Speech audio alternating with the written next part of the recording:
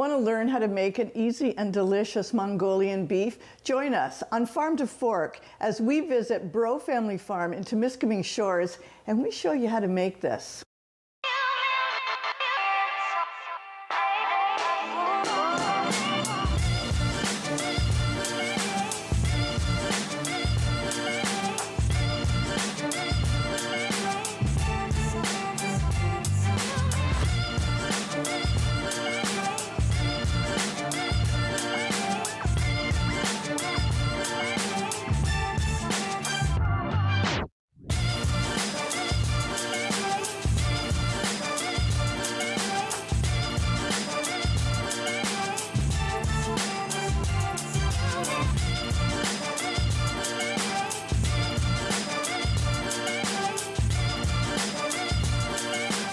Welcome to our series, Farm to Fork. I'm Chef Connie Powers, and you're watching Rogers TV. Today we take you to Breault Family Farm in Temiskaming Shores. Last year we visited the farm and we toured the farm and we came home with that video. This year we went back and we asked Nancy some questions. Nancy and Farmer Al operate the farm. Nancy does the business side of it. You're going to see Nancy's advice, experience in the video. We're also going to be using some of their beef today, and we're going to be making a Mongolian beef. It's a really easy dish. It's something that you can serve over a bed of rice, make it when you get home. Let's get started. You start off with about a pound and a half of flank steak. If you can't find that particular cut in the butcher or at the farmer, you're going to look for any kind of a steak that is boneless. So I have a sirloin strip, and there's two of them. You cut it against the grain and cut it in thin strips. To that, we're going to add in about a quarter cup of cornstarch. This is going to coat the beef, and it's then going to give our sauce a nice thickness. So I'm just going to make sure it's well covered.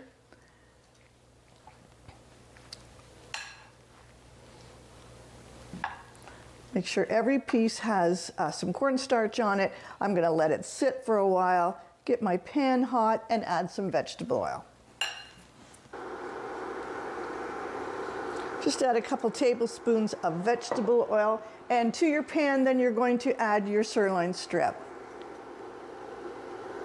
or flank steak or any steak that suits being cut into really fine strips.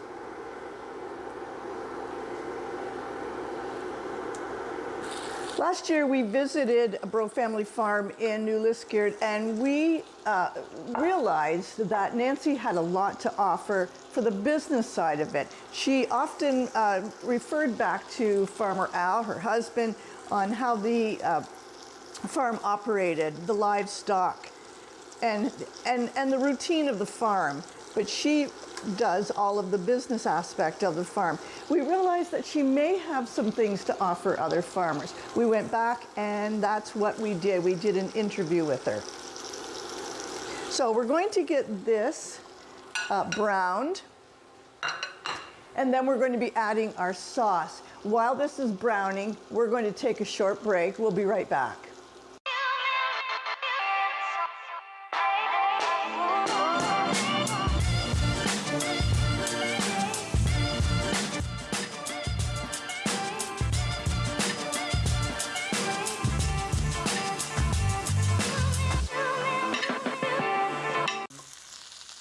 Welcome back. You're watching Farm to Fork. I'm Chef Connie Powers, and today we're going to Temiskaming Shores at the Breault Family Farm, and we're making a Mongolian beef. I've just finished browning the meat. It doesn't have to be entirely cooked because it will get an opportunity to cook in the sauce we're going to make.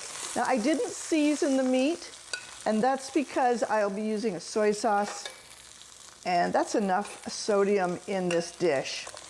So we're going to take that beef out, we're going to let it sit for a minute, and we're going to start our sauce. Now there's some fond in the bottom of the pan. That's okay, leave it. It'll add to some flavor, and all that cornstarch will thicken our sauce.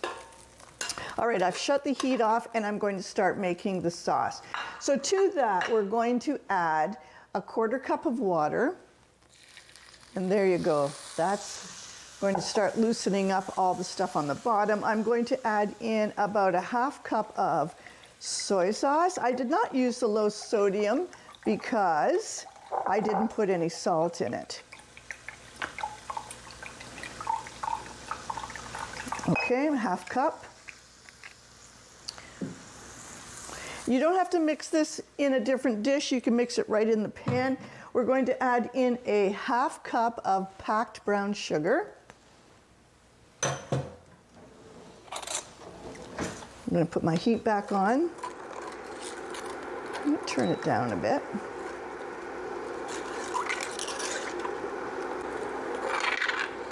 Okay, so I've got water, soy sauce, and brown sugar in here. And now I'm going to add in about half a teaspoon of grated ginger. I don't know if I've showed you this trick before, but it is a great trick. Take your ginger, freeze it, and then you just grate the ginger on a grater and then pop it back into the freezer. It's a great way of getting really nicely fine minced ginger. You know, half a teaspoon, take it to your own taste, but I'm going to add in, that's more like a full teaspoon in there. Okay, let's get that mixed in.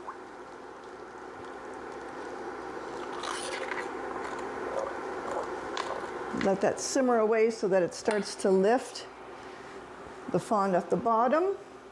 And then we're going to chop up our garlic. This is about 4 cloves. You can change that up if you'd like a little bit less.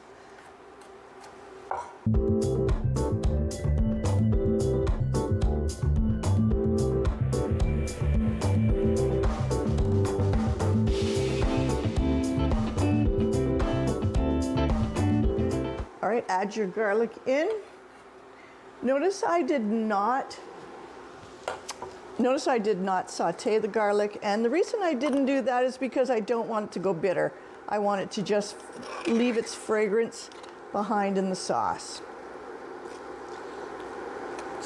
All right, a little bit of water, a little bit of soy sauce, half a cup of brown sugar, some minced ginger, minced garlic, and there we have it. So now I'm going to add in, back into the sauce, the beef, and let that simmer in the sauce. And it'll finish cooking. That's why I said this is an easy dish. You can make it quick.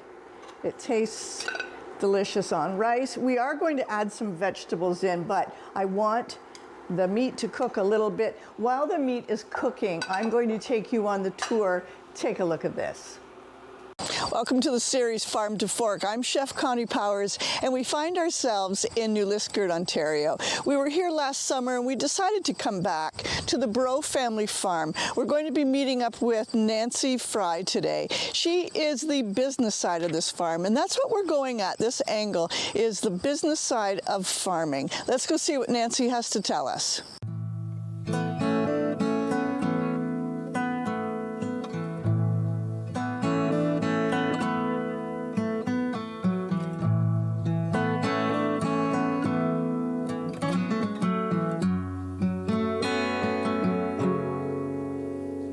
Welcome to our series Farm to Fork. I'm Chef Connie Powers. Today we find ourselves in New Liskeard, Ontario at Breault Family Farm, and we're here with Nancy Fry, the co-owner, co-operator of this farm. Nancy took us on a tour last year when we were here, and we saw all the barns, we saw all the animals, we heard how this farm operates, but then we picked up on something. Nancy is actually a very good business person, and she has a lot of advice for farmers. So we thought we would come back here and just do an interview and pick her brain about what does it take to run the business side of it. Sure, there's physical labor, there's all the things about farming that the farmers out there know.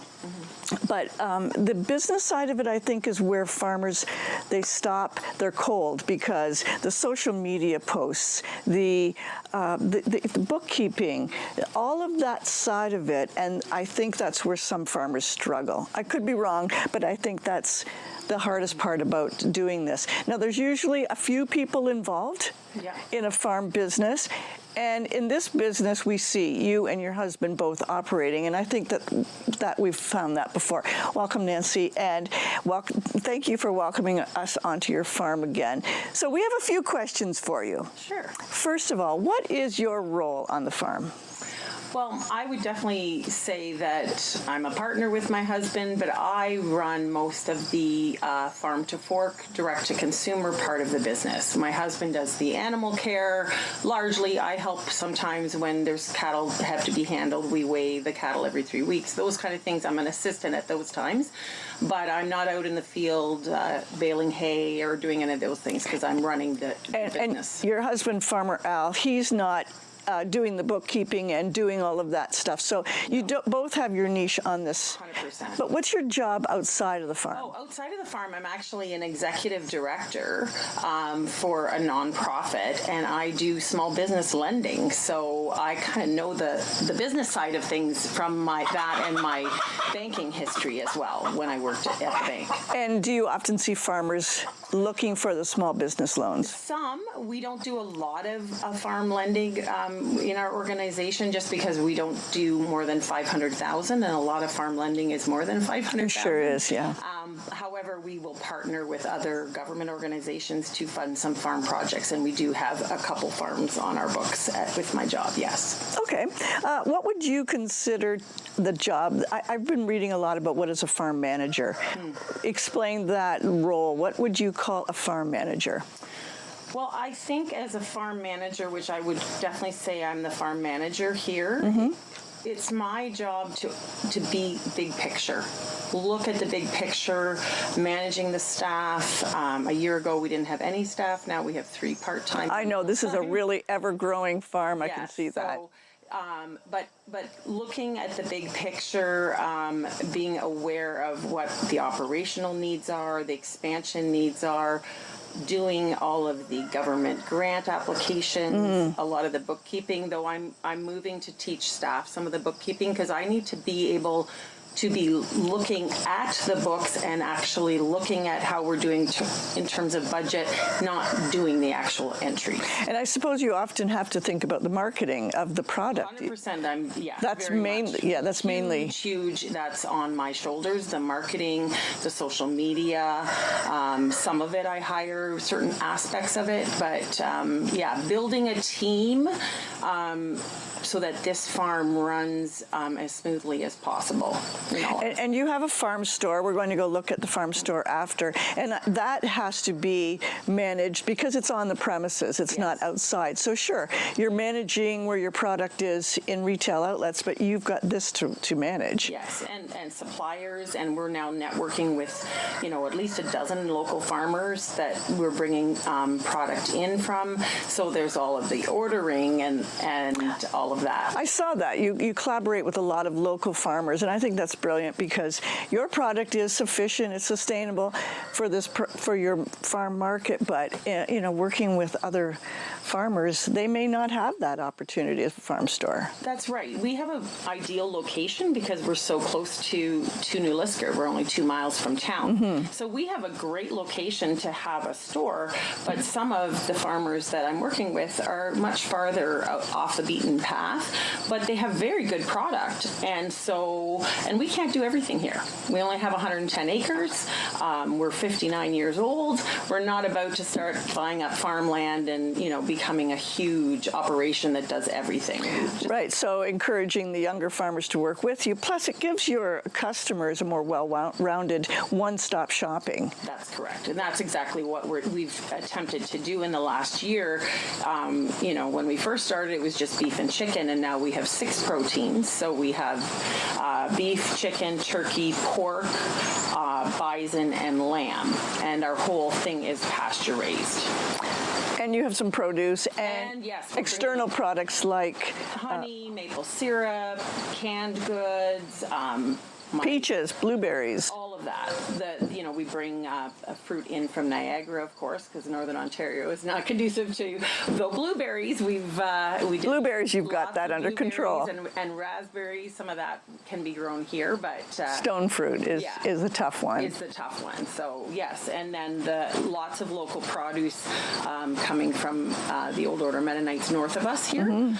Beautiful produce, and my produce is like, I've done price shopping, and it's cheaper than the big box stores. Really? And it's local. It's absolutely beautiful. And picked fresh probably that day, that weekend. Picked fresh, and beautiful big romaine lettuces for $3. Like, just gorgeous. That's beautiful.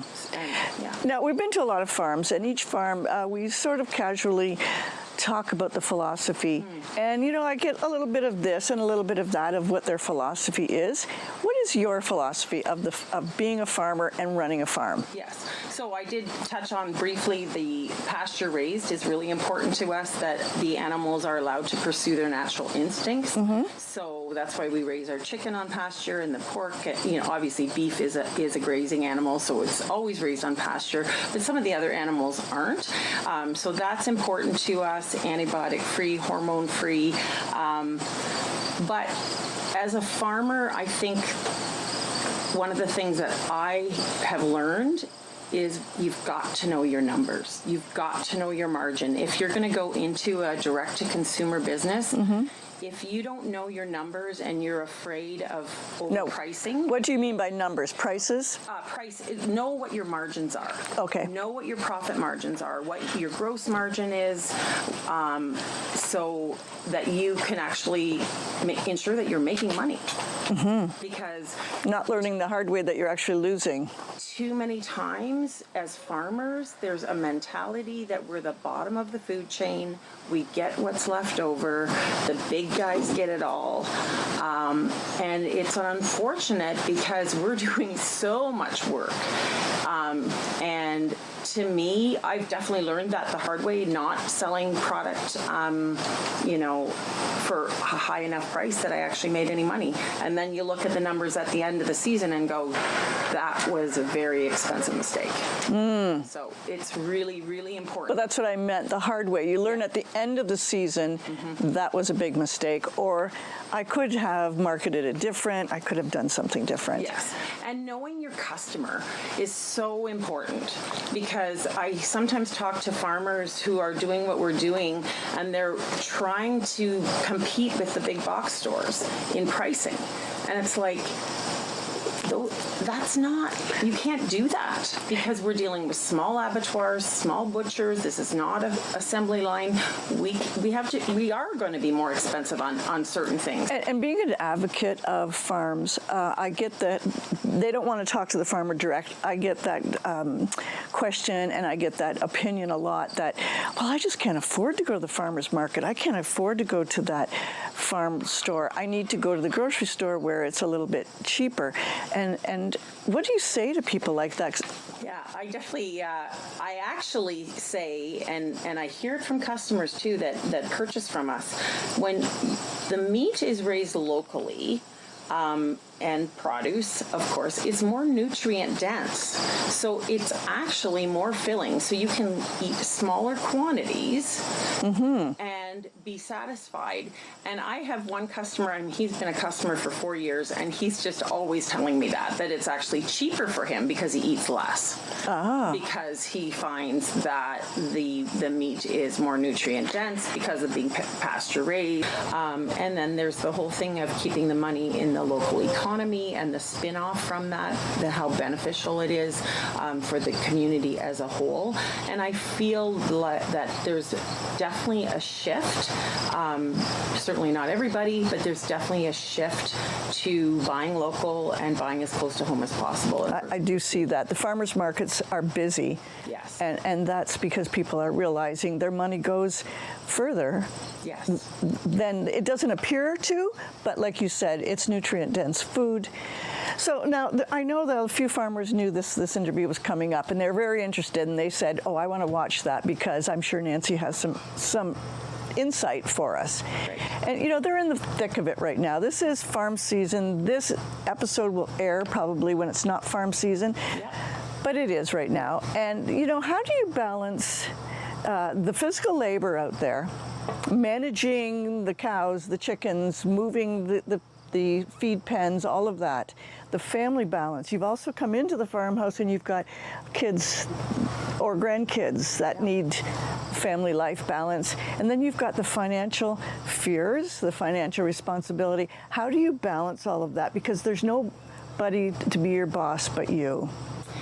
Yeah, and I think family and friends would say I don't balance it very well. Maybe, but I certainly, there's a lot of things that I do to try to bring balance, and that is I do not clean my house. I hire somebody to do my house cleaning. I hire where I need help, whatever it is. When I first started the social media, I didn't know what I was doing, especially with Instagram and Reels and all of that. I hired help. I took, I didn't want to give it away to somebody to manage for me. There's lots of services like that, but I hired somebody who taught me how to do it so that I became more comfortable with it. And I think that's where having a really good team around you too, in terms of employees as you hire different skill sets, and then knowing what can wait. Sometimes it's leaving things that just are going to be for the winter. I'm not doing grant applications right now. They're just not happening. Yeah, that's a good time to do it in the winter time. Know how to pace yourself. Yeah.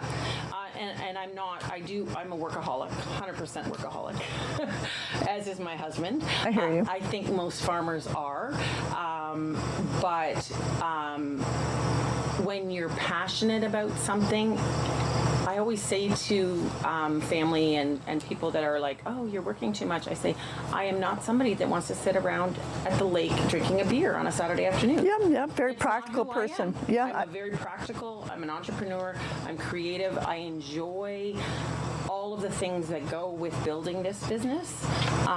So I'm having the time of my life. But then I have, in the wintertime, I know that you take a little bit of R&R kind of break. 100%. And even 2 weeks ago, I went on a little getaway with a girlfriend.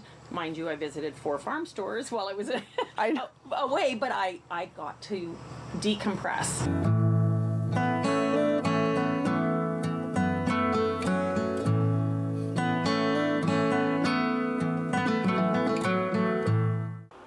Welcome back. That was a great tour. It was really nice to see Nancy and Al again. Our beef is just about done. Let's go back to it. Look how nice the sauce has turned into a really delicious, glossy, thickened sauce. The bottom of the pan is cleaning up. We are going to pause that, and we're going to add in some steamed vegetables. You can put in any vegetable. If it's just broccoli, I know that a lot of kids love broccoli, and that's the extent of the imagination. But if you want to add mushrooms, peas, some julienned carrots, you can see I've done that. Now, I steamed these a little bit before I added them in so that it was a little quicker. You could even buy, if this is a meal you want to make after work, after school, you could even buy a frozen collection of peppers and sliced vegetables. So we are going to put this on a bed of rice. Just let the vegetables coat. Now, I've made my rice in a rice cooker. You may have an easier time with rice. That's one of those things I just don't have a handle on. So I use a rice cooker. It's fine. So we're going to put some rice on our dish. So let's talk a little bit about plating. I've put my rice into a bowl. I've packed it a little bit. Take your dish, and you've got a nicer display of rice. And then you can just put your vegetables and meat on top. About a serving. We're going to stop that. A little bit of sesame seed. If sesame seed is not something in your family, use a little bit of parsley. And there you have it. Mongolian beef from Breault Family Farm. Let's give this a taste. I'm sure it's pretty hot. It's perfect. It's even salty enough without adding any other salt other than the soy sauce. Thanks so much for showing up today. Thank you to Nancy and Al for having us back again. I have a feeling it's going to be an annual thing. We really enjoy that farm. Until next time, keep cooking.